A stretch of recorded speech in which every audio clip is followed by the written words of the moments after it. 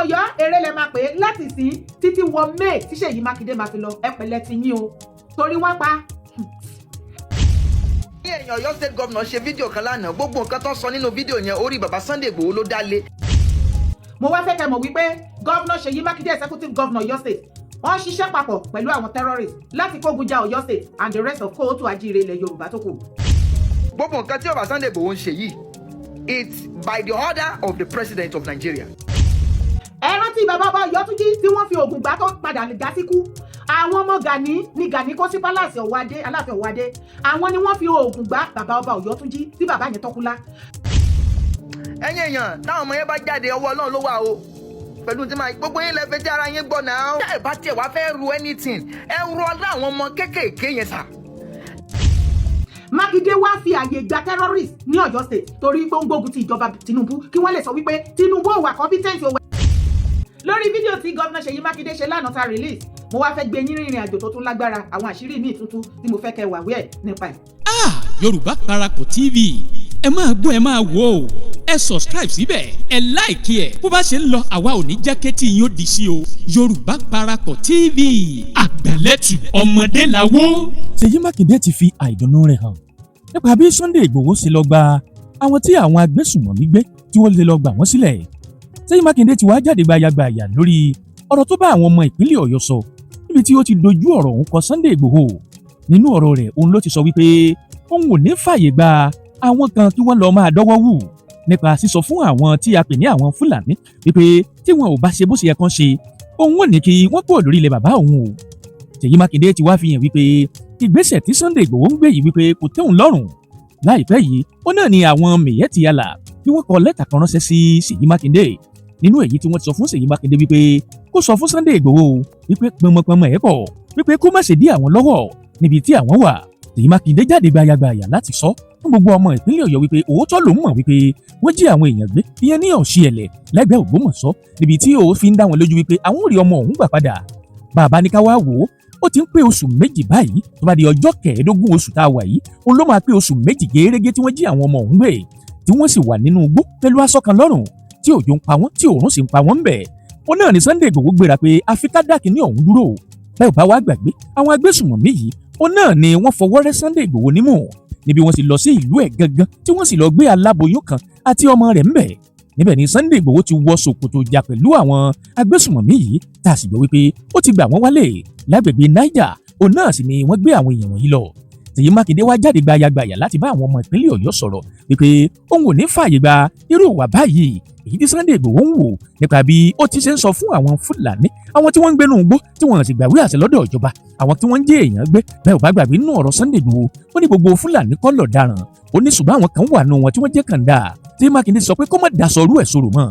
Ibẹ̀ wá ni Ìyídára ti jáde àti ọmọkùnrin tó gbólẹ́nu ni tó máa ń ṣàlàyé ọ̀rọ̀ dáadáa lórí Facebook tó náà ti ṣàlàyé ọ̀rọ̀ ọ̀hún nínú èyí tí wọ́n fi gbogbo kìíní ọ̀hún hàn wá àtọ̀rọ̀ tí Mákindé sọ gan fún rẹ̀. Ṣùgbọ́n ṣá o nínú ọ̀rọ̀ tí Mákindé sọ láti mọ̀ pé Mákindé ti ka lára rẹ̀ mọ̀ sí ètò ìjínigbé èyí ò ní tún ṣẹlẹ̀ nípínlẹ̀ Ọ̀yọ́ nínú èyí tí Ìyídára sì sọ ọ̀rọ̀ náà gbayagbaya wípé bó ṣe ń lọ o bó ṣe ń lọ wípé bó ṣe ń lọ Ṣèyí Mákindé mọ̀ nípa ẹ̀. Níbẹ̀ náà láti sọ̀rọ̀ Gani Adams tó jẹ́ pé bí ìjọba bá ti wà lórí ètò tó bá ti jẹ́ Yorùbá òun náà ló jẹ́ ààrẹ orílẹ̀-èdè bí Gani Adams ṣe máa ń bá wọn jà tó bá ti jẹ́ ẹ̀yà bùnmí Gani Adams máa ń bá wọn dọ̀rẹ́ ni ẹ wo ọ̀rọ̀ pọ̀ nù òwe kọ́bọ̀ ọ̀rọ̀ tí Mákindé sọ ọ̀rọ̀ tí Ìyídára padà sọ àwọn àṣírí kan tún nú àwọn ọ̀rọ̀ ọ̀hún tí Ìyídára sì ṣàfihàn ẹ̀ òun la fẹ́ farabalẹ̀ gbọ́ bí kìíní ọ̀hún ṣe ń lọ bó wá jẹ́gbà àkọ́kọ́ lẹ́yìn ń wò wá tàbí tí ẹ̀yin ń gbọ́ wa ṣùgbọ́n ẹ ò tí ì tẹ subscribe button síbẹ̀ àwa ń bẹ̀ yín ni bá wa tẹ̀ sójú ẹ̀ ẹ bá wa dọ̀rẹ́ ká náà ó sì bá yín dọ̀rẹ́ ẹ wá mọ́ gbàgbé o ẹ̀yìn tàbí pélébé kan ti ń bẹ̀ lẹ́gbẹ̀ẹ́ tòró ni ó máa rán yín létí nígbàkúgbà tá a bá ti wà lórí ètò ẹjá ṣe ẹ̀yà pín kálé kó gbogbo ọmọ Yorùbá mọ̀ tá a wá lọ̀tá Yorùbá tá lọ̀rẹ́ Yorùbá Ṣèyí Mákindé ti fi hàn wípé ìgbésẹ̀ tí àwọn Yorùbá ń gbé yìí láti bọ́ lọ́wọ́ àwọn agbésùnmọ̀mí kò tó òun lọ́rùn ó sì ti fi kíní ọ̀hún hàn ẹjá pín káàkiri orí gúrùpù gbogbo ẹjá pín káàkiri orí social media káwọn èèyàn mọ ọ̀rọ̀ ìpínlẹ̀ Ọ̀yọ́ ibi tó dé dúró àwọn ọmọ tí wọ́n sì jí gbé ibi tí kíní ọ̀hún dé dúró báyìí sáàrí wọn ni tàbá àníírí wọn kí ni Ṣèyí Mákindé sọ ń pa ẹ̀ ẹjá ṣíà ẹ̀ ẹ tẹ subscribe button síbẹ̀ ẹ ta àgò tí ń bẹ lẹ́gbẹ̀ẹ́ tóró ni ó máa rán yín létí o ẹjá ṣíà ẹ̀ ẹjá máa bí tó ń bọ̀. Ní ẹ̀yìn Ọ̀yọ́ state governor ṣe fídíò kan lánàá gbogbo nǹkan tó sọ nínú fídíò yẹn orí bàbá Sunday Igboho ló dá lé instead for you to treat the situation mo ń bá o máa play fídíò yẹn fún yín o ẹ wá ń sọ wípé àwọn kan o wọ́n lọ ń disturb àwọn kan nínú vicinity wípé àwọn unauthorized people. Yes sir. Oh, kó tó di pé mo sọ anything ẹ ọkọ wo fídíò yìí náà. Dear good people of Oyo State, the past few weeks' events have made it imperative that I address issues that have to do with the internal security of our dear state. Barely a week ago, I had cause to call out members of the press who were allowing themselves to be used to stoke ethnic tensions among the good people of Oyo State.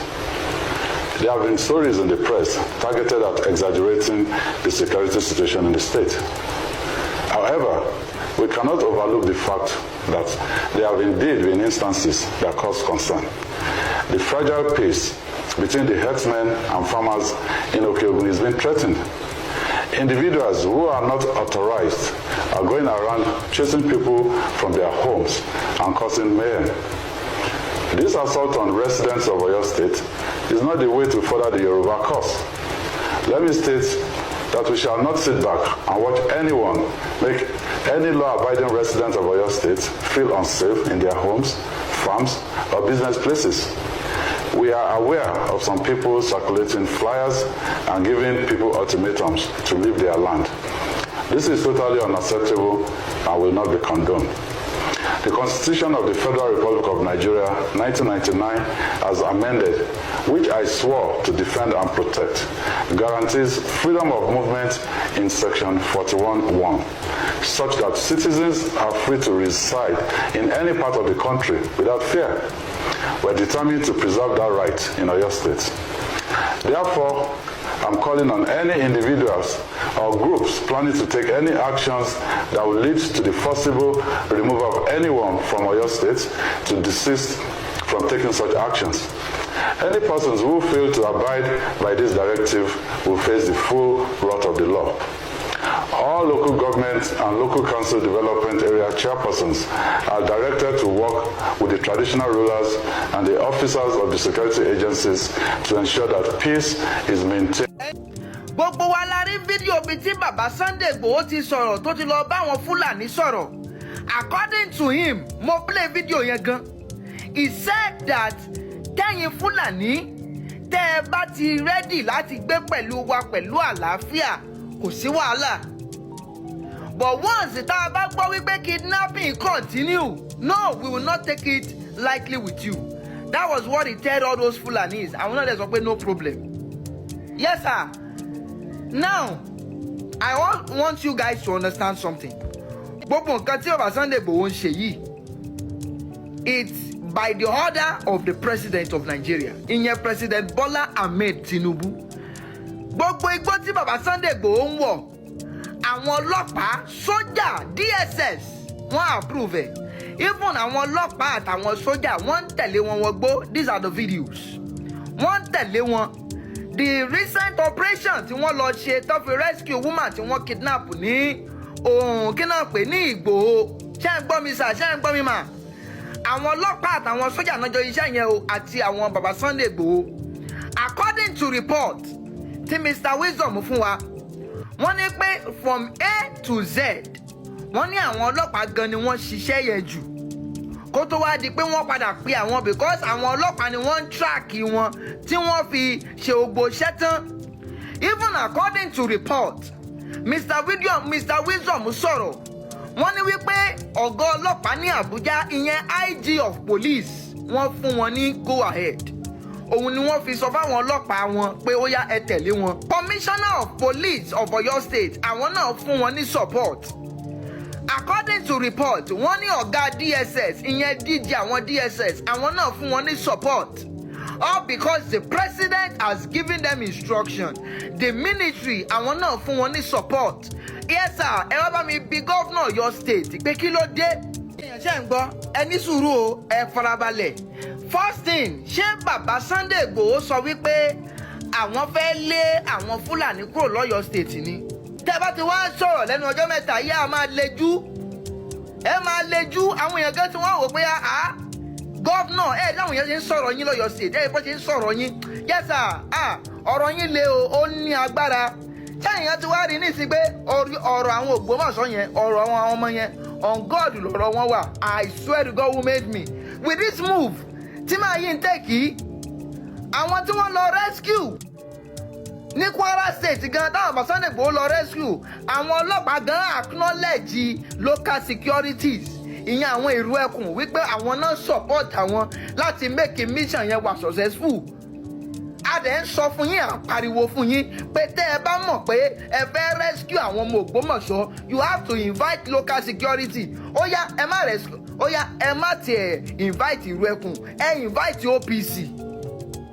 Ẹ má invite ìlú ẹkùn mọ́ ẹ invite OPC pé káwọn á support àwọn ọlọ́pàá láti rescue àwọn ọmọ Ògbómọ̀ṣọ́. Imagine this rubbish. See what this man is saying. Ṣé ẹ lè believe pé tó bá lọ jẹ́ wípé máa yìí ní power lórí commissioner of police Ọ̀yọ́ state wọ́n máa ti fún màá yẹn ní order wípé you must not answer Sunday Igboho níwájú Ọlọ́run àti èèyàn. Ọlá pé IG fún commissioner of police ní order ni commissioner of police ló fi bypass títí governor Ọ̀yọ́ state o. Àwa ní state police ò ní problem.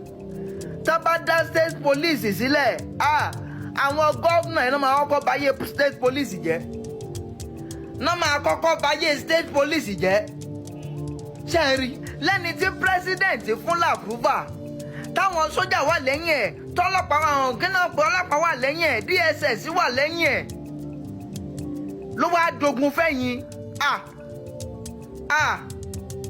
yes sir ẹ̀yin èèyàn táwọn ọmọ yẹn bá jáde ọwọ́ Ọlọ́run ló wà o pẹ̀lú tí máa gbogbo yín lẹ́fẹ̀ẹ́ tí ara yín gbọ́ náà. ṣé ẹ bá tiẹ̀ wá fẹ́ ru anything ẹ ru ọlá àwọn ọmọ kéékèèké yẹn sà. ẹ gbé politics tì gbogbo tí máa yín ṣe politics náà ń play. ẹ gbé politics tì kẹ́ ẹ ru ọlá àwọn ọmọ kéékèèké tó wà nínú igbó yìí. yes sir. òun lẹ máa fi rí i wípé máa yóò rẹ́dì láti rescue àwọn ọmọ yìí. lóòótọ́ ẹ lè máa rò pé wọ́n rẹ́dì. mo ń sọ̀rọ̀ kan fẹ́ nìkan mo ní gómìnà Ọ̀yọ́ state kàn ní simple face ni wọ́n ní smiling face wọ́n ní gentle face ṣùgbọ́n máa yẹn burú gbogbo alamọ gbogbo saga political saga tó ń ṣẹlẹ̀ ní Ọ̀yọ́ state of recent ẹ máa rí i pé mo kàn mọ́ máa sọ̀rọ̀ sí i because kò kàn mí. My own is to just talk about how Nigeria will get better. Jẹ́ ń gbọ́rọ̀ tí màá yẹn sọ. Iṣẹ́ kẹ́ ẹ sọ̀rọ̀ lórí bẹ́ẹ̀ ṣe máa rescue àwọn ọmọ tí wọ́n kidnap l'Ógbómọ̀ṣọ́. Ẹ láwọn unauthorized people kan wọ́n lọ ń threaten àwọn citizen àwọn aráàlú Ọ̀yọ́ state. Ẹ̀yin Ọ̀yọ́ ó dùn mí wípé ìgbà tí màá yí parí second term lẹ́tọ́ mọ̀ pé ẹ wọ pìtìpìtì. I swear to God who made me. Imagine lẹ́ni tó ń sáré wípé kí peace ìjọba nílùú ìlú ṣé ọba Sunday Igboho làwọn fẹ́ threaten wọn ṣé làwọn fẹ́ lé wọn kúrò lù ni. wọ́n ní pé tẹ́ ẹ bá rẹ́dì láti gbé pẹ̀lú wa lálàáfíà àwa náà rẹ́dì láti gbé pẹ̀lú yín lálàáfíà. tí ò bá kí n ṣe pìtìpìtì tó ṣẹlẹ̀ ṣé ọba Sunday Igboho fẹ́ lọ sí òkè ògùn láti lọ máa sọ fún àwọn Fúlàní tó wà bẹ́ẹ̀ pé kán ṣọ́ra wọn ni. àbí kí ni gómìnà yìí ń sọ náà. Oh God Almighty, yes sir. Oh no, àwọn èèyàn trust yín ju gbogbo balabala tẹ̀ ń ṣe yìí lọ. Àwọn èèyàn expect ìwà tẹ̀ ń wù yìí sà, wọ́n expect ẹ̀ látọwọ́ yín. Ṣèbó rínú lẹ́tà tí àwọn terrorist nìyẹn ti àlà tí wọ́n kọ sí Makinde. Ipe àwọn ò ní gbà kí Ṣèyí Makinde kó wọ́n ní Igboho kó kọ́ọ̀lẹ̀ tó wọ́n dà. Ṣé ti rí ọmọ àlè? Tá a bá sọ wípé ìyàtọ̀ wà láàrin ọmọ ọkọ àtọmọ àlè nínú ìwà àtiṣe ló máa fi mọ̀ nínú ìwà àtiṣe Makinde sìn ṣé orí ìwà ọmọ àlè lára ẹ̀ àbí ọmọ ọkọ bá mi kọ́ síbi comment section kó lè mọ̀ wípé ikú Makinde fẹ́ fi kú payé ní Ọ̀yọ́ state. Makinde ni ẹni náà ẹni ègbé gọ́vnà àdánù tó fẹ́ kó ogun àwọn nọ́dẹ́nà torí gbogbo ọ̀nà ni nọ́dẹ́nà ti wà wọ́n ti gbìyànjú láti kógun ja ìran Yorùbá gbogbo ẹ̀ lọ́lọ́run dẹ̀ ń bàjẹ́ wọ́n wá wò ìpànà wo náà lè gbà ẹ jẹ́ ká rán ọmọ iná síná. Makinde ti gbàbọ̀dé terrorist wọ Ọ̀yọ́ state and the rest of kóòtù ajíire ilẹ̀ Yorùbá gbogbo ẹ̀yin ọba aládé àti gbogbo ẹ̀yin gómìnà tó kù ṣé ẹ̀ ń gbọ́ wa gbogbo ọmọ kóòtù ajíire nílé lóko lẹ́yìn odi gbogbo ibikíbi tó bá wà tó bá ti rí fídíò yìí mo fẹ́ kó mọ̀ pé gọ́vnà Ṣèyí Makinde ó ń ṣiṣẹ́ papọ̀ pẹ̀lú Miyetti Allah terrorist gọ́ọ̀mẹ̀ntì nàìjíríà ti declare wọn terrorist. Àwọn ni wọ́n kọ lẹ́tà wípé kí Makinde kó máa gbógun ti Igboho, wípé kí Makinde kó sọ fún Igboho àwọn ò fẹ́ rí kó protect anybody ní the whole of Oyo State. Àwọn ò fẹ́ kó yí àwọn ìrù ẹkùn, àwọn ò fẹ́ gbọ́ ìrù ẹkùn, àwọn ò fẹ́ kí ìrù ẹkùn ní uniform, wọn ò fẹ́ gbọ́ anything. So far so good. Ọ̀rọ̀ tó sọ tó lòun ti sign yẹn sínú law, ó tún padà kó jẹ́ wípé kò sí àyè fún any private security. Lẹ́yìn yẹn kí n tó tún bọ́ sí next video, Makinde àti Ganiyu Ige Adams bọ́n ṣe rí lélẹ̀. Mo sọ fún ẹ lánàá nínú fídíò gbogbo nǹkan tí Makinde ń ṣe àti àwọn terrorist Miyetti Allah, Ganiyu Ige Adams wọ́n jọ ṣiṣẹ́ papọ̀ ni. Wọ́n jọ ṣiṣẹ́ papọ̀ ni. Bẹ́ẹ̀ ni mo sọ fún ẹ. Ganiyu Ige Adams mo sọ fún yín pé kò lóye àsẹ́yìn ọmọ Yorùbá. Àwọn terrorist northerner ló ń bá ṣe. Bẹ́ẹ̀ ni bóyá wọ́n dẹ̀ ti gbowó burúkú ṣàmọ́ pé tí Gani bá ti rówó kò tí nǹkan tó kàn mọ́ kò káyé. Kò kọ́ mi inú ìyá bó ṣe wà yẹn ìdí àdùbí ni kò rí anybody, ìyá tó bí gan kò ríro. Gani Adams gbogbo ọmọ Yorùbá tó bá ti become president pátápátá anytime at any day òun ni Gani máa ń kógun jà. Any other tí northern bá become president ó lè rí kí Gani kó wúkọ́. Tí àwọn south or any other ní south tó bá become president ó lè rí Gani kó wúkọ́, ṣùgbọ́n tó bá ti jọmọ Yorùbá Gani must gbógun tiwọn. Tọ́rọ̀ mi ò bá wá yí ẹ tún tẹ̀lé mi wá wo fídíò yìí. Ẹ̀yin èèyàn mi ẹ jọ̀ọ́ náà ọ̀rọ̀ yìí kì í ṣe ọ̀rọ̀ eré mọ́ o. Tẹ́ bá wò ẹ wo àwọn OPC ẹ rí i pé ìjọba tó bá ti jẹ́ ìjọba Yorùbá náà máa ń bàjá. Kí ló dé? Ẹ wo Ọbásanjọ́ torí Yorùbá ni o ẹ bàjá. Ìjọba Goodluck dé bóyá ó favour ẹ bàjá. Yorùbá ló tún wà ń bẹ̀ yìí o. Ìgbòho kọ́ lẹ̀ ń bàjá, Tinubu lẹ̀ ń bàjá torí mo rò Tinubu ni. Ẹ jẹ́ kí n wá sọ nǹkan kan fún yín. Ìbá Gani Adams bóyá kí ìran Yorùbá gbogbo wọn kàn bẹ̀ yín. Ẹ̀ṣẹ̀ tí Yorùbá bá ṣẹ̀ yín kàn bẹ̀ yín, kàn rọ̀ yín, kàn tù yín. Ọ̀rọ̀ yìí ò ń ṣojú lásán dàbí pé I don't know because. Ìyẹn yé yín nǹkan kan ní ẹ̀yin èèyàn mi ẹ farabalẹ̀ kẹgbẹ́ láyé mi. Ṣé rí gbogbo àwọn ọmọ OPC tó ń jáde èmi ń ṣiṣẹ́ mò ń ṣe findings nípa wọn. Wọ́n ń jẹ́ kó yé mi wípé wọ́n kàn mọ̀ọ́mọ̀ jáde torí wọ́n fẹ́ wà relevant. Wọ́n ń wá nǹkan tó máa jẹ. Ohun tó máa jẹ náà ń wá. Àwọn náà fúnra lára wọn mọ̀ wípé kò sí agbára kankan lọ́wọ́ OPC láti dá sí ọ̀rọ̀ insecurity nínú Nàìjíríà ti eternity. Mo rí ọ̀pọ̀lọpọ̀ tẹ́ pé àbí tẹ́ ṣe fídíò tẹ́ gé fídíò tẹ́ ṣe oríṣiríṣi kọ́ lọ wọ́ọ̀nù dára èmi sọ̀rọ̀ sí OPC ṣé irọ́ ni mo pa ni ṣé o ṣẹ̀ṣẹ̀ ń gbọ́ ni Gani ti sign on behalf of OPC nígbà tí wọ́n kọ́ máa mu gàrí sí lọ́wọ́ fẹ́nu ara ẹ̀ sọ. Ó ti sign ló fi gba freedom pé báyé bá ń jáyé OPC ò ní dá sí anything security wọn ò ní gbọ́ pa and that is the reason tí Gani ṣe tàdí mẹ́yìn wípé tó bá jẹ́ ti OPC o tí gọ́fìmẹ̀ntì ò bá sọ wípé wọ́n fi àyè gbà wọ́n kọ́ dẹ̀ sọ síta gbangba kedere wípé a ti fàyè gba Ganiyu Ige Adams o àti OPC o kán wọnú igbó lọ kán dá sí ọ̀rọ̀ security o. Gani ò ní orí ọ̀fẹ́ torí ó ti sign ó ti bọwọ́ lùwé. Gbogbo everything tó ṣẹlẹ̀ ní Ọ̀yọ́ Aláàfin ní Palace Aláàfin sí the rest of Yorùbá là iṣẹ́ ọwọ́ Ganiyu Ige Adams. Mo fẹ́ kẹ́ mọ orú èèyàn tó jẹ́ Ganiyu Ige Adams àti àwọn northerner àwọn Miyetti Allah the terrorists yes àti Gani bọ́yẹ̀rí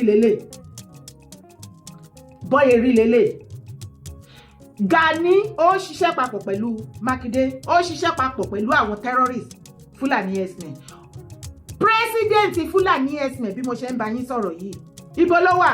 Ó wà ní àwọn ó ti gbọ́nà pé àwọn EFCC gbé wọ́n make orúkọ wọn no to the owó Ọbádéjọ wọ́n wà lára àwọn tó ń sponsor terrorist.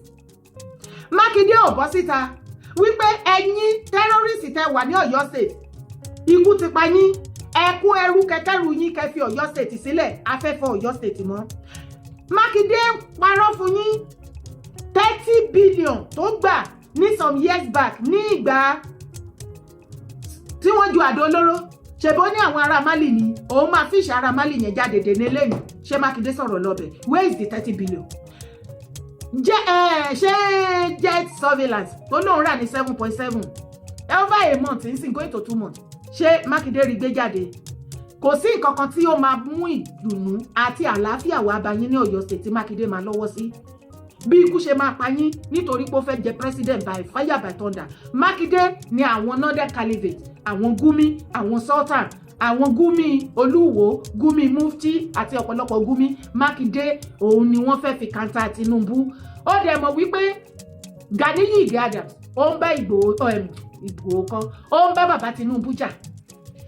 Kò láìkí bàbá Tinubu wá ti rí fídíò ìkan lára àwọn tó wà lẹ́yìn Gani tẹ́lẹ̀ tó jáde tó lòun ò sí lẹ́yìn Gani mọ́ tó ní 2023 Gani pé gbogbo wọn wípé wọn ò gbúdọ̀ anybody kó sọ́pọ́ọ̀tì Tinubu. Ó dẹ̀ bọ́ síta ṣe mọ̀ pé òun àti Àtíkù kọ́sọ́mà dáadáa ni. Ó dẹ̀ ó gbowó lọ́wọ́ Àtíkù, ó tún gbowó lọ́wọ́ Obi, ó níye millions of naira tí wọ́n gbé fún Gani Adams tí ó fi sọ́pọ́ọ̀tì wọn ní Lagos State ní 2023 láti jẹ́ kí Tinubu kó má rí ìbò ní Lagos State.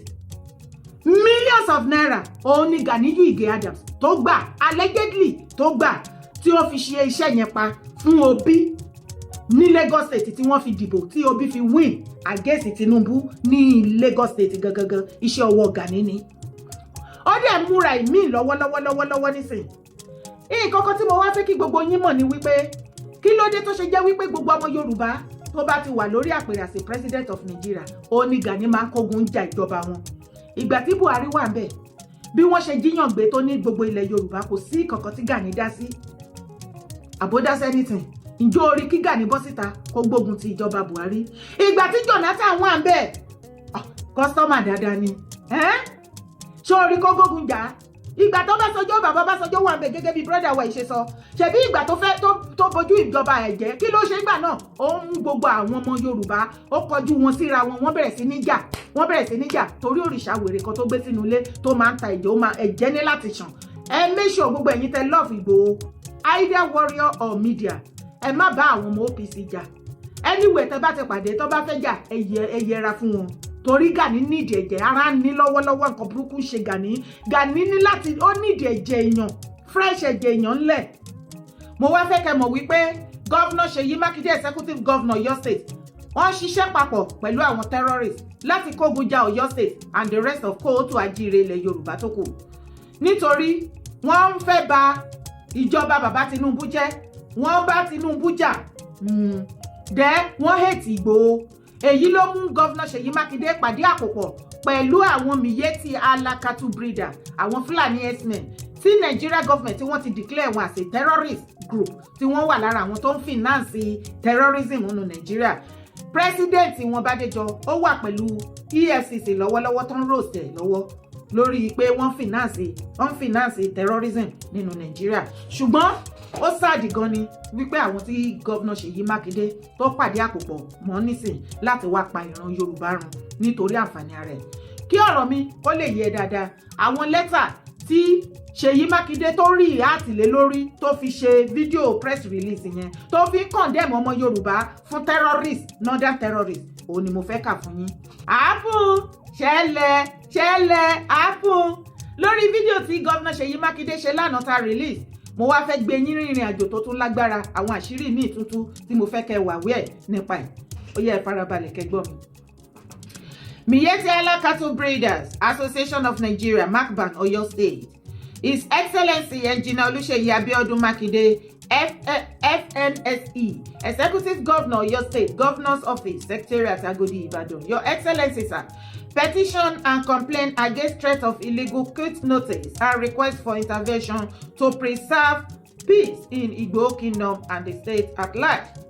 I humbly greet Your Excellency and pray that Almighty Allah continues to grant you wisdom, strength, and success as you pilot the affairs of our dear Oyo State.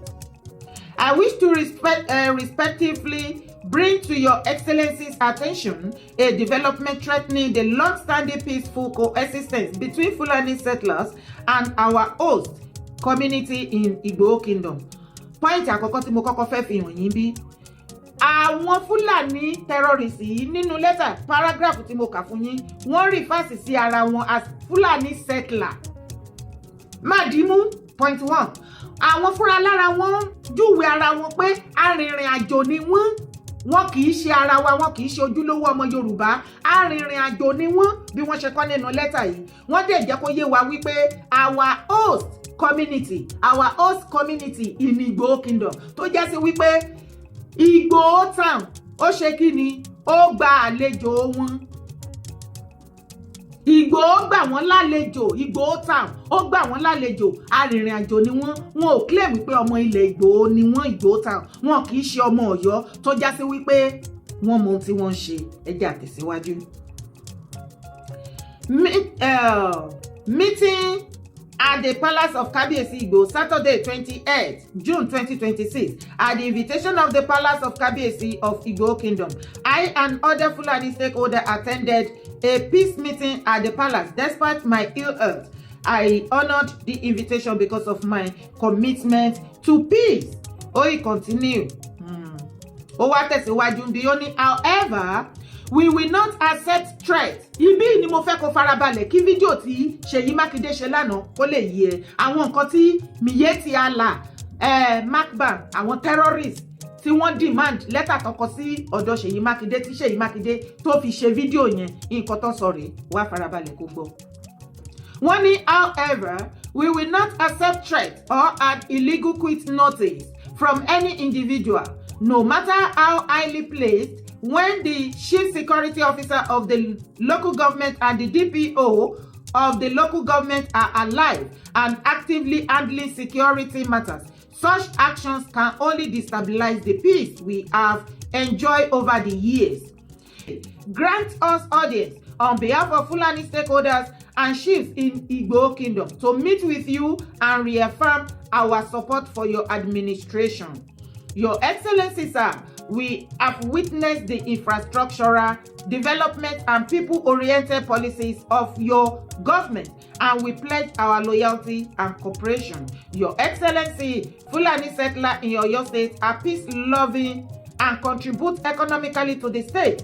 Any individual, Fulani or otherwise, found culpable of crime should be dealt with according to the laws of the Federal Republic of Nigeria. In a view of the above, I most respectfully appeal to Your Excellency to A.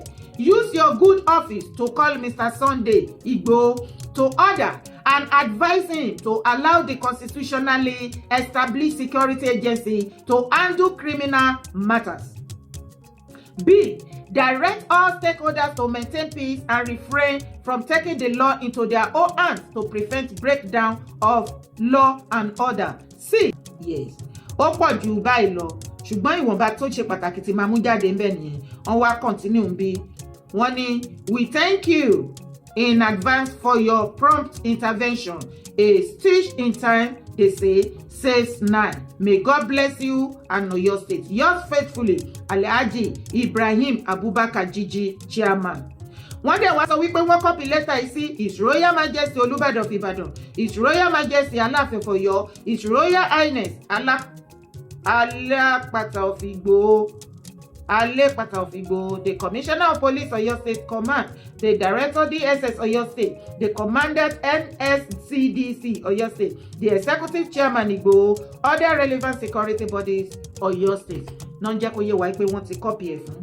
Bọ̀ọ̀kì tó máa wá tẹ̀síwájú nínú ọ̀rọ̀ yẹn, jọ nítorí Ọlọ́run, tẹ̀lé mi, ó wá wo fídíò yìí. There is no nationality in this country that Fulani have not visited them with terror. There is no nationality in this country.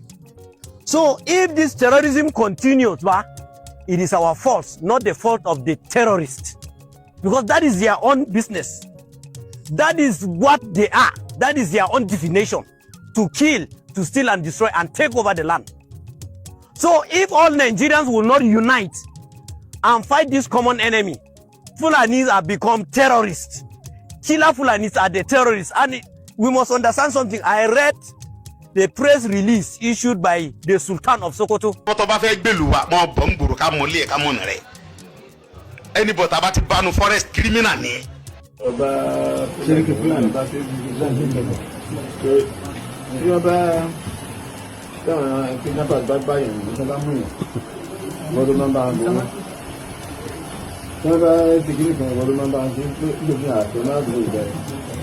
wọ́n jẹ́ kúrò nígbà láàrin ìjọ mẹ́jọ.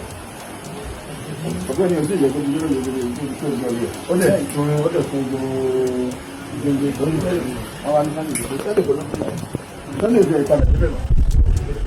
Tó tó tó ti bẹ̀rẹ̀ ìjẹ̀rẹ̀ ló tó sí pẹ̀lú tẹ́lẹ̀ kọ̀mọ̀dà. Ìwà tó tọ́lẹ̀ lọ́nà pé òjò bojú. Lókè ìṣẹ̀ mọ̀ ayé ọdún ìgbèlè. Ṣáàbí ìjọba tó bá tọ́ sílé ìwọ̀n àgbẹ̀lẹ̀ ìgbèlè àwọn ìgbèlè. Mo ti tó lọ́dọ̀ náà pé lọ́dọ̀ ìdílé gbọ̀ngàn láti rẹ̀. Àbísí. Wọ́n náà kọ́ máa ní ìlú. Wọ́n náà kọ́ máa ní ìlú. Wọ́n náà kọ́ máa ní ìlú.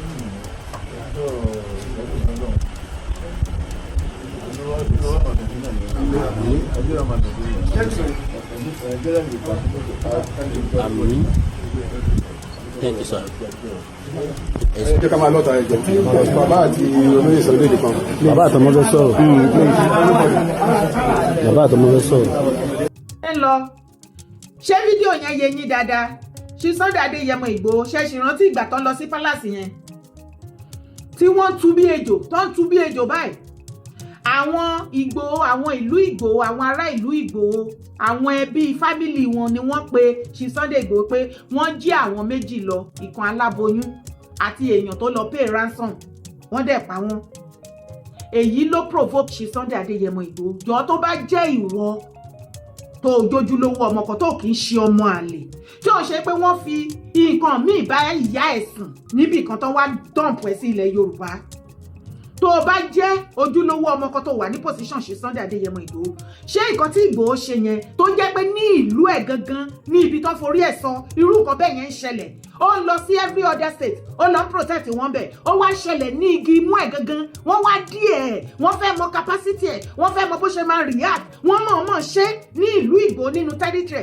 níbi tó forí Ìgbòho sọlẹ̀ sí ní Ìgbòho town wọ́n wá jí àwọn èèyàn gbé aláboyún wọ́n tún pa á lẹ́yìn ìgbà tó gba ransom wọ́n wá fi lọ Ìgbòho wá lọ kì í ṣe pé ó dọ́wọ́ wú ó lọ sí pálásì kábíyèsí DSS wà ń bẹ̀ ọlọ́pàá wà ń bẹ̀ olórí àwọn Fúlàní ní Ìgbòho ń bẹ̀ ó wà ń bẹ̀ lẹ́yìn ìgbà tó ṣe yẹn ni wọ́n ṣẹ̀ wá ṣe meeting tí wọ́n fi ránṣẹ́ nísìn lọ sí ọ̀dọ̀ Ṣèyí Mákindé ó ní mo kà fún yín lẹ́ẹ̀kan yẹn ṣé ẹ ti rí wípé gbogbo nǹkan tí wọ́n sọ sí inú lẹ́tà tí wọ́n kọ òun lẹ rí tí Ṣèyí Mákindé executive governor Ọ̀yọ́ state òun lẹ rí tó ṣe kí ni tó sọ tó ṣe analysis ẹ̀ sí inú fídíò tẹ́ wò lánàá ìwọ tó bá ti wo fídíò yẹn sáré lọ wò ó dẹ̀ wà lórí Facebook náà. Dear good people of Oyo State, the past few weeks' events have made it imperative that I address issues that have to do with the internal security of our dear state. Barely a week ago, I had cause to call out members of the press who were allowing themselves to be used to stoke ethnic tensions among the good people of Oyo State. There have been stories in the press targeted at exaggerating the security situation in the state. However, we cannot overlook the fact that fragile peace between the herdsmen and farmers in Okeogun is being threatened. Individuals who are not authorized are going around chasing people from their homes and causing mayhem. This assault on residents of Oyo State is not the way to further the Yoruba cause.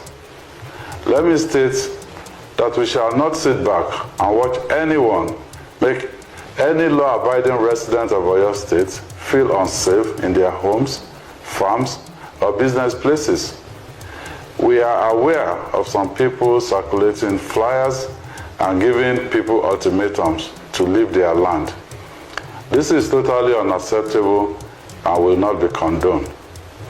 The Constitution of the Federal Republic of Nigeria, 1999, as amended, which I swore to defend and protect, guarantees freedom of movement in Section 41(1), such that citizens are free to reside in any part of the country without fear. We're determined to preserve that right in Oyo State. Therefore, I'm calling on any individuals or groups planning to take any actions that will lead to the forcible removal of anyone from Oyo State to desist from taking such actions. Any persons who fail to abide by this directive will face the full wrath of the law. All local government, local council development area chairpersons are directed to work with the traditional rulers and the officers of the security agencies to ensure that peace is maintained in all parts of the state. Ṣàtìrí game yẹn bó ṣe ń lọ now mo wá fẹ́ kẹ́ mọ̀ àwọn nǹkan tó yẹ kẹ́ mọ̀ sìn. Governor Seyi Makinde 10 or 8 years as executive governor Oyo State ó máa parí ní next year May. Ó dẹ̀ fẹ́ become president. Àwọn terrorists financier àti olórí àwọn terrorism tó ń finance terrorism ní Nigeria, the northern part leaders and elders. Àwọn ni wọ́n invite Seyi Makinde tí wọ́n ṣiṣẹ́ papọ̀ pẹ̀lú Seyi Makinde. Ẹ̀yin ọmọ Ọ̀yọ́ eré lẹ máa pè é láti sìn títí wọ May tí Seyi Makinde máa fi lọ ẹpẹ̀lẹ́ ti yín o torí wọ́n pa Seyi Makinde sọ wípé Igboh ò gbúdọ̀ protect yín, òun ò gbúdọ̀ rí private security kankan. Kọ́rọ̀ mi kó tún lè yẹ tún tẹ̀lé mi wá wo fídíò yìí. Away from politics now, Governor of Oyo State Seyi Makinde has signed into law Executive Order Number 001 of 2026 on the regulation, registration and coordination of associations, groups and organizations offering security and allied services in the state. The move is aimed at strengthening the state security architecture and regulating activities of vigilante and community-based security groups across the state. Governor Makinde says the executive order became necessary in view of the growing security challenges confronting communities and the increasing number of groups engaging in security-related activities without proper coordination. According to him, while security remains a collective responsibility between government and citizens, the activities of such groups must operate within a lawful and accountable framework capable of preserving peace, order, and public safety. At a time when insecurity has become more sophisticated, coordination, accountability, and proper regulation have become necessary. This executive order is therefore designed to ensure that all groups involved in security-related activities operate within a clear legal and operational framework that supports peace, order, and the rule of law. Let me also use this opportunity to once again talk about the painful incident involving the abduction of students and teachers in Orire local government area. We understand the anxiety and emotional burden that this has placed on families, communities, and the people of Oyo State. I want to assure everyone that we are working round the clock with our security agencies and all relevant stakeholders to do everything possible to ensure that the victims are brought home safely and alive. Ọmọ Ọ̀yọ́ sọ̀rọ̀ yín yé yín gbogbo ọmọ kóòtù ajíire ilẹ̀ Yorùbá ṣé fídíò yẹn yé yín wọ́n pa wọ́n jí ṣí ọ̀gbé àwọn nọ́dẹ́nà the northern caliphate the northern cabal wọ́n sọ wípé kàkà kílẹ̀ kú ilẹ̀ aṣá pé Tinubu kò ní ṣe second term kò ń ṣe ilé ayé ìṣẹ́ wọn nígbà ó ṣẹ̀ṣẹ̀ máa gbọ́ wọ́n dẹ̀ mọ̀ wípé north kan ló kàn any candidate from the north ó máa lulẹ̀ pín ní kò ń ṣe àwọn ló kàn bí kẹjẹ́ ká yá ọ̀rọ̀ bàbá Tinubu lò wọ́n need another southerner láti fi counter Tinubu má ṣì mí gbọ́ o mi ò sọ wípé ìjọba bàbá Tinubu ó wà okay 1000% o mi ò ní kó dìbò fún mi ìdẹ́ni kó má dìbò fún wọn tó bá wọn ẹni kó ṣe ṣùgbọ́n mò ń advice ẹ má dọmọnù pẹ̀lú omi ìwẹ̀ ẹ má rárá fi balẹ̀. kí ni nǹkan tí Tinubu ṣe fún àwọn northern leaders and elders the cabal the northern caliphate tí wọ́n ní ńlá Tinubu ò gbúdọ̀ ṣe second term bá mi kọ́ tó bá mọ̀ síbi comment section kí ló ṣe àṣà ní nǹkan tó ṣe ẹ béèrè lọ́wọ́ Northerners. So far so good from my own little findings. Àwọn nǹkan tí àwọn Northern kaba sọ wípé Tinubu ò gbọ́dọ̀ ṣe second term ó ní wípé gbogbo ibi tí wọ́n ti ń kó owó tó fi mú Nàìjíríà tó ń kó owó tó ń pín láàrin ara wọn gbogbo bẹ̀ ní Tinubu tó ti block. Subsidy tí gbogbo èèyàn ń pariwo àwọn the same set of people yìí ni wọ́n ń kó owó yẹn ò jáde. Ìkẹta wọ́n believe pé Muslim ticket ó máa favour wọn láti islamize Nigeria kan declare nínú ìjọba bàbá Tinubu pé wọ́n ti islamize Nigeria. Nigeria has become an Islamic country officially. Gbogbo kìíní yẹn wọ́n rí kò ṣẹlẹ̀. Ibi tó ogun ti dé bá wọn nìyẹn. Ẹ̀rù wá ń bà wọ́n dẹ̀ ń gbọ́ fìrìfìrì pé bàbá Tinubu fẹ́ restructure Nigeria. Regional government la fẹ́ padà sí. Northerners ò sì fẹ́ anything tó bá máa move Nigeria forward àbí tó máa jẹ́ kí Southerners ká stand on our feet torí àwa gangan là ń pa owó. Gbogbo owó tí wọ́n fi ń tún Nigeria ṣe ọ̀dọ̀ wa ló ti ń wá. Ṣùgbọ́n tó bá ti di monetary sharing aspect of it, the northern part of Nigeria, àwọn ni wọ́n mú the biggest sharing of the monetary aspect nínú Nigeria because they use population wọn ojú títí wa lọ. Ṣé you understand? Now wọ́n ní ìdí Southerners láti fi counter Tinubu. Obi gbogbo wọn Peter Obi gbogbo àwọn northern leaders and elder náà ti bọ́ síta wípé kàkà kílẹ̀ kú ilẹ̀ àṣà àwọn ò lè dìbò fún Obi. So they need a Yoruba man to counter Tinubu and Makinde torí over ambitious ẹ̀ ó ti wá ṣe meeting pẹ̀lú wọn. Kàn lè dédé rí Gumi kó wá sí Ìbàdàn láì ní ìfọwọ́sowọ́pọ̀ Makinde. Lè rí Northerners ní ìjọba Buhari kó máa bọ̀ kó máa sọ wípé wọ́n fẹ́ wá pa àwọn èèyàn ní gógó imú ẹ̀ ní state ẹ̀ kí executive governor kó má mọ̀ ní ìgbà tí wọ́n lọ bọ́ọ̀sì ilé Ìgbòho. Mo wá fẹ́ kí gbogbo yín kẹ́ bá wa jọ béèrè lọ́wọ́ Ṣèyí Mákindé kí ni Ìgbòho rà lọ́wọ́ Ṣèyí Mákindé. Ṣé ó ní phobia fún àwọn ọmọ líle ni? Ẹ rí bí bó ṣe bá ayé Auxiliary jẹ́, ẹ rí bó ti ṣe bá ayé Suri náà jẹ́, ẹ rí bó ṣe ń ṣe Oríyọmí lọ́wọ́lọ́wọ́, ẹ rí bó ti ń gbógun ti Ìgbòho. Ó fẹ́ kí kò tiẹ̀ fẹ́ rí Ìgbòho láyé, kò fẹ́ rí láyé, kò tiẹ̀ fẹ́ gbúrú ẹ̀ rárá. Ṣé àlàyé yẹn ti yé ẹ kó wá gbọ́ paríparí ẹ̀? Ṣé o rí gbogbo àwọn terrorist leaders tó wà ní Ìgbòho and the rest of Yoruba land tó ń pè ní Magba Fulani herdsmen wọ́n ń ṣiṣẹ́ papọ̀ pẹ̀lú Ṣèyí Mákindé. Ó ní iye tí wọ́n fún Ṣèyí Mákindé. Northern Caliphate headed by Sultan of Sokoto àti Gumi àti gbogbo àwọn tó kù wọ́n ti promise Ṣèyí Mákindé ní next year as a president pé òun náà máa gbé kalẹ̀, òun náà dẹ̀ máa dìbò fún, òun ló máa wọlé. Ọmọ Yorùbá ogun ń bọ̀. Wọ́n ti gbìyànjú níbi ẹ̀sìn wọ́n rí wípé wọ́n lulẹ̀ pín. Another wèrè tí wọ́n fẹ́ fi dá ogun sílẹ̀ wọ́n fẹ́ kojú ọmọ Yorùbá sí Yorùbá nísìn wọ́n fẹ́ kí Yorùbá kan kojú ogun síra wọn. Ẹ̀yin ọmọ Yorùbá ṣe ti rí géèmù bó ṣe ń lọ. Ṣó o gbọ́ lẹ́nu bàbá wa Olúbàdàn of our time wípé kí ni wọ́n ní Sẹ́ríkì àwọn Fúlàní ní Ọ̀yọ́ state òun ló ń bá wọn gba owó ransom tó ń bá wọn keep ẹ̀.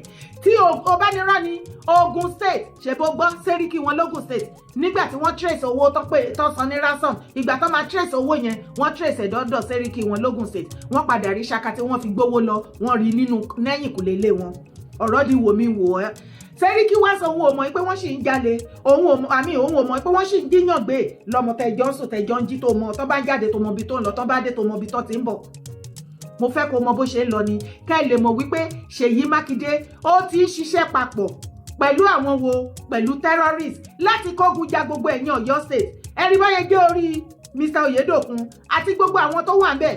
Nǹkan tí Ṣèyí Mákindé fẹ́ kó ṣẹlẹ̀ nìyẹn. Fídíò yẹn ṣẹlẹ̀ ní bóyá bíi a month ago ní ìgbà tí wọ́n jẹ́ àwọn tọ́kọ lórí Ògbómọ̀ṣọ́ tí wọ́n dẹ̀ tí release wọn títí dìsín tán jí wọn gbé tí gbogbo wa pariwo wípé iṣẹ́ ìfikọjá èmi ni Àmọ̀tẹ́kùn àbí ìjọba nìkan. A ní àwọn other private security àwọn vigilante oríṣiríṣi àti private security aláwọ̀ kan ṣiṣẹ́ papọ̀ pẹ̀lú yín láti lè protect Ọ̀yọ́ state and the rest of Yoruba land.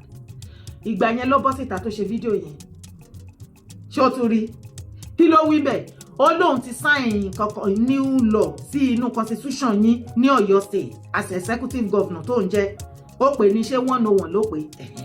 Ó ní nísìnyí wọ́n ti fi àyè gba gbogbo any private security tó bá wà registered àti vigilante láti ṣiṣẹ́ papọ̀ kí Ọ̀yọ́ state kí ètò ààbò tó péye kó lè múnádóko ń bẹ̀. Ẹ jọ̀ọ́ láti ìgbà yẹn ẹ jẹ́ ká jọ béèrè lọ́wọ́ Ṣèyí Mákindé private security wo òun ni Ṣèyí Mákindé ti gbà láti ṣiṣẹ́ papọ̀. Ṣebí ara àwọn tó lóun ti sign sínú lọ ipá àwọn ti fàyè gba private security ara wọn ni Sunday Adéyẹmọ Ìgbòho wà tí Mákindé tó ń kanta lọ́wọ́lọ́wọ́ tó fi ń support àwọn terrorists tí leader àwọn ìyẹn Miyetti Allah president Bádéjọ ó wà nínú custody àwọn EFCC lọ lọ́wọ́lọ́wọ́. Nigeria government ti declare wọn as a terrorist because wọ́n wà lára àwọn tí ó jẹ́ orúkọ wọn jáde láti US wípé wọ́n finance terrorism nínú Nàìjíríà. Àwọn tí Ṣèyí Mákindé tó ń gbógun ti àwọn ojúlówó ọmọkọ Ọ̀yọ́ state tó fi ń support lélẹ̀. Nígbà tí àwọn northern caliphate tán rí wípé gbogbo ọ̀nà tí wọ́n gbà láti fi ba ìjọba Tinubu jẹ́ àti Tinubu láti gbé kó bẹ̀rù kó padà wá sábà wọn kó máa ṣe kó rúùlù Nàìjíríà lórí protocol wọn kó forí sábẹ́ wọn. Wọ́n rí pé kò gbà. Wọ́n rí pé ó ń ṣagídí ó ṣàṣì dúró pa síbẹ̀ pé màá ṣèjọba yẹn bó ṣe wù mí ni. Ok? Mo tún sọ mi ò sọ pé ìjọba wọn sweet àbí kò sweet. Wọ́n wá rí wípé gbogbo kinní yẹn ò work. Kí ló lè lò? Wọ́n wá rí pé ọmọ iná náà máa ń rọ́ síná. Ṣẹ́dẹ̀ mọ̀ wípé ẹni ọmọ Yorùbá tó bá fẹ́ rán sẹ́wọ̀n Yorùbá ló máa jẹ́ justice tó máa jẹ́ adájọ́. Anything tó bá fẹ́ ṣe fún ọmọ Yorùbá tó fẹ́ hàn wá léèmọ̀ Yorùbá náà máa ń lò. Èyí náà fi mú Mákindé torí ó rí desperation ẹ̀. Mákindé wá fi àyè gba terrorist ní Ọ̀yọ́ state torí pé ó ń gbógun ti ìjọba Tinubu kí wọ́n lè sọ wípé Tinubu ò wà competent o when it comes to security. Ẹ jọ̀ọ́ ìgbà tí Buhari wà ń bẹ̀ kí ló rí ṣe wọ́n jí àwọn èèyàn gbé ní Ọ̀yọ́ state. Ṣé ti rí game bó ṣe ń lọ? Another one Ṣèyí Mákindé ṣe mọ̀ pé ó ń bá Tinubu jà gan ni àìjà burúkú náà jọ ń jà.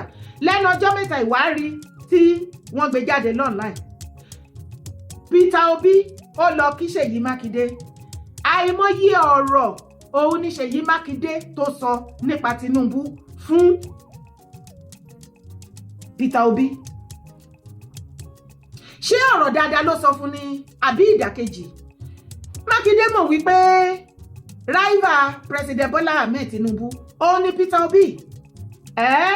Mo fẹ́ kẹ́ máa mọ̀ wípé ọ̀tá pọ̀ láàrin àwọn ọmọ Yorùbá tí àbádé wà very careful. Ṣé rí ogun tó ń bọ̀ yìí tá a rò wípé Northern ló ń bọ̀ wá kógun jà wá ẹ̀. Àwa ara wa la máa kọjú ìjà síra wa torí ó dẹ̀ pé nǹkan tí Northern fẹ́ ṣe nìyí. Wọ́n ti gbìyànjú níbi ọ̀rọ̀ ẹ̀sìn wọ́n lulẹ̀ ọ̀nà bòmíì náà fẹ́ gbà jáde sí. Ọ̀nà tó ń gbà jáde sí ṣe ti rí pọ́mọ Yorùbá náà ló àgẹ́sì Yorùbá báyìí. La ojú ẹ kó jẹ́ kó àlàyé mi kó yé ẹ. Ìgbà tí Buhari wà bẹ́ẹ̀ ṣé wọ́n jí àwọn èèyàn gbé ní Ọ̀yọ́ state. Ìgbà tí Jonathan wà bẹ́ẹ̀ ṣé wọ́n kó àwọn ọmọ Chibok girls. But for him láti lè sọ wípé ká lè rí orí pé Tinubu ò wà competent kò gbúdọ̀ ṣe second term òun wà available ìwọ náà wá jókòó kó wẹnu lẹ̀ kó wẹnu ọkọ. Mi ò sọ wípé Tinubu ìjọba wọn wà okay àbí bàbá ó good 1000%. Ṣùgbọ́n tó bá sọ wípé Tinubu kọ́ ni the next person ṣé Mákindé wà ní the next ni? Tí ó bá sọ wípé Tinubu ò ní ṣe second term ṣé Mákindé òun lóyún ó máa wá replace Tinubu? Mákindé àti olórí àwọn terrorist Miyetti Allah ní Ọ̀yọ́ state bí wọ́n ṣe rí lélẹ̀. As a matter of fact àìmọye àwọn Fúlàní tí wọ́n ń jí àwọn èèyàn gbé tí wọ́n gbé nínú igbó tí Ìgbòho sọ wípé tó o bá jẹ́ Fúlàní ṣé ọ̀ràn ni kó gbé nínú igbó ni tó dẹ̀ mọ̀ pé o ní ìwà ìbàjẹ́ lọ́wọ́ kí ló dé tó lè bá àwọn aráàlú gbé torí àwọn atajé Yorùbá àárín ìlú là ń gbé oko a máa lọ ṣiṣẹ́ oko ń bẹ̀ á padà wá sílé ni kí ló dé tó jẹ́ inú igbó lẹ lọ ń gbé ẹ máa bọ̀ láàrin ìlú kájọ ríra wa kájọ mọ́ra wa. Ṣé nǹkan tí Ìgbòho sọ yẹn ṣé ó ti pọ̀ jù? Ó wá ní tí wọ́n bá lè gbé lálàáfíà kó má jí àwọn èèyàn gbé kí wọ́n má pa àwọn èèyàn mọ́ kó fi ìlú wọn sílẹ̀. Ẹjọ́ kí ló ti báàdì ń bẹ̀ tí Mákindé bọ́ síta tó ní individual kan ò ní right láti sọ fáwọn èèyàn kan pé kó fi ìlú sílẹ̀ ní federal. Ó wá kù state governor tó máa fọwọ́ pa ìdá federal lójú. Ṣùgbọ́n àìmáwàá rí kíní yẹn ṣe. Mo fẹ́ kẹ́ farabalẹ̀ gbogbo yín tí mò ń sọ wípé ẹ calm down ẹ̀yin media ẹ máa gbọ́mọ́ tinú tó bá lo love Ìgbòho. Gani fẹ́ kí wọ́n eradicate ìrù ẹkùn. Gani fẹ́ kí ó má sí nǹkan tó ń jẹ́ ìrù ẹkùn private security just the same way tí kò sí agbára ní ọwọ́ OPC. Ó fẹ́ fi ṣe kàkàkẹ́kù má jẹ̀sẹ̀sẹ̀ kakúkú fi ṣàwàdànù. Òun ní gbogbo èpè èébú oríṣiríṣi fídíò tí àwọn ọmọ OPC tí wọ́n ń ṣe sí online. ẹ̀yin mídíà tí ọ̀rọ̀ bá yé tí ẹ dẹ̀ nífẹ̀ẹ́ Ìgbòho lóòótọ́ ẹ má fi ìrù ẹkùn bá anybody jà ṣí Sunday Ìgbòho ẹ má fi bá anybody jà Ìgbòho ò bá Gani jà Gani mọ̀ ṣé rí OPC wọ́n mọ̀ọ́mọ̀ àwọn ọmọ OPC mọ̀ọ́mọ̀ pariwo mọ̀ọ́mọ̀ ṣe fídíò láti fi ba ìlú ẹkùn jẹ́ láti fi kọ́ sọ́ di wàhálà wọ́n fẹ́ kó dìjà sódà á da ìjà ìgboro níbi tí àwọn ọmọ OPC àti ẹ̀yin tẹ lóyà sí Ìgbòho bóyá ẹ pàdé ní club abẹ́pàdé ní party abẹ́pàdé níbìkan lọ́jà anywhere ẹ bẹ̀rẹ̀ sí ní bẹ̀rẹ̀ ìjà gọ́fìmẹ̀ntì àwa sọ wípé òkè o àti OPC àti ìlú ẹkùn àfẹ́ gbọ́n kankan mọ́ nǹkan tí wọ́n fẹ́ ṣe lélẹ̀ tó bá wá jẹ́ èmi ní ọ̀pọ̀lọpọ̀ ẹ̀yin mídíà ẹ má gbé fídíò tí àwọn ọmọ OPC tí wọ́n ń ṣe mọ́ ẹ fi fídíò wọn sílẹ̀ ìwọ̀n bá tá ti gbé yẹn ẹ jẹ́ kó dúró bẹ́ẹ̀ kì í ṣe ta ìmọ̀ já o èèyàn máa fi ọpọlọ pípé jà ní ẹ wo orí iye ọdún tí Ìgbòho ti ń jìyà bọ̀ tí wọ́n ti ń wèlé ẹ̀ tí Mákindé mọ̀ sí bó ṣe wá bọ̀ sílé ẹ̀ ó jẹ́ kó yé wọn kán máa bọ̀ kò sí bó ṣe lè lọ ṣerú nǹkan bẹ́ẹ̀ ní any state tí executive governor onímọ̀ Mákindé fẹ́ kí wọ́n àwọn nọ́dánà kí wọ́n wá pa Ìgbòho mọ́lé ni kò fẹ́ gbúròó Ìgbòho mọ́ ṣùgbọ́n gbogbo everything yẹn kò yé bí Ọlọ́run ṣe ń kó yọ Mákindé believe pé tó fi máa parí tẹ́nà Ìgbòho lè wọ Ọ̀yọ́ state ṣùgbọ́n bí president Bọ́lá Ahmed Tinubu bó ṣe fún Ìgbòho ní freedom ó ṣọ́ọ̀kì ẹ̀ ó rún nínú ó wà lára ìkanra tó fi mọ́ bàbá Tinubu. mo fẹ́ kẹ́ mọ̀ àwọn ọmọ àlè àríwá bí wọ́n ṣe ń pàdé àpòpọ̀ Ganiyu Ige Adams òun ló dá ogun sílẹ̀ ní Ọ̀yọ́ Aláàfin Palace Ganiyu Ige Adams òun ló pọ oró sí inú Aláàfin Ọ̀wọ̀ Adé àgẹ́sì gbogbo ọba aládé especially Ọọ̀ni àti the rest of gbogbo àwọn tí Aláàfin Ọ̀wọ̀ Adé tán tójú wọn mọ́lẹ̀ tán fi gún ojú everybody wa. ẹ rántí bàbá ọba Ọ̀yọ́túnjí tí wọ́n fi oògùn gbà tó padà já síkú àwọn ọmọ Gani ni Gani kó sí pálásì Ọ̀wọ̀ Adé Aláàfin Ọ̀wọ̀ Adé àwọn ni wọ́n fi oògùn gbà bàbá ọba Ọ̀yọ́túnjí tí bàbá yẹn tọ́kúlá gbogbo ṣẹ̀bẹ̀ rí àwọn ibi kankan oríṣiríṣi àwọn èèyàn tí Gani àwọn ọmọ Gani ló máa ń na àwọn èèyàn ní pálásì Aláàfin Ọ̀wọ̀ Adé má jẹ́ kí àwọn ọmọ OPC ta ìjẹ́ sílẹ̀ nǹkan tí àwọn ọmọ OPC tó ń ṣe ni pé kí ìjà lè ṣẹlẹ̀ kán lè pa àwọn èèyàn kí fresh ẹ̀jẹ̀ kó lè wà ńlẹ̀ be warned lórí ara ẹ̀ o ṣe ti wá rí bí gbogbo wọn ṣe kóra jọ lórí Ìgbòho nítorí pé Ìgbòho dúró tán ó lóyà sílẹ̀ Yorùbá ó dúró tán gẹ́gẹ́ bí ọmọkọ ṣe rí bí àwọn ọmọ àlè olórí ọmọ àlè bí wọ́n ṣe fira wọn hàn OPC mo tún sọ mi ò jí sọ kò sí agbára kankan mọ́ lọ́wọ́ wọn àfi tó bá lọ join another group Gani ti bàjẹ́ tẹ́ bá máa kú ní kẹ́kú òtítọ́ tó wà ńbẹ̀ nìyẹn yes pọ́nbélé àìmá wá sí agbára lọ́wọ́ ẹ̀ Ààrẹ Ọ̀nà Kakanfò tó dẹ̀ wá jẹ ibẹ̀ nẹ́nu Ọ̀yọ́ ńbẹ̀ nìkan ni ó Ààrẹ Ọ̀nà Kakanfò òde Èkìtì kò dé Oǹdó mi ò répo dọ̀ṣun mi ìdẹ̀rọ epo dé Lagos state Ogun state wọn recognize ẹ̀ tó rán ní Ààrẹ Ọ̀nà Kakanfò tí wọ́n bẹ̀ yes so kò sí agbára kankan lọ́wọ́ Gani mọ́ nítorí ẹ̀ ló ṣe ó ṣàfẹ́ make sure yìí pé Ìgbòho kò lọ́bì kankan irú ẹ̀kùn lọ́bì kankan everything ẹ̀bà Ìgbòho ó ní láti wọlé bí ara ìwọ tó bá wá lọ́ọ̀fù Ìgbòho tó jábìyamọ tó ní irú ẹ̀ lọ́mọ àbí tó ní irú ẹ̀ lọ́kọ àbí tó ní irú ẹ̀ lẹ́gbọ́n àbábúrò àbí inú ẹbí mo rò pé ìwọ̀nba àlàyé mi ó yẹ kó yé ẹ. Yorùbá Parapọ̀ TV ẹ máa gbọ́ ẹ máa wò ó ẹ subscribe síbẹ̀ ẹ like ẹ bó bá ṣe ń lọ àwa ò ní jẹ́ kétí yín ó di sí o Yorùbá Parapọ̀ TV àgbàlẹ́tù ọmọdé làwọ̀.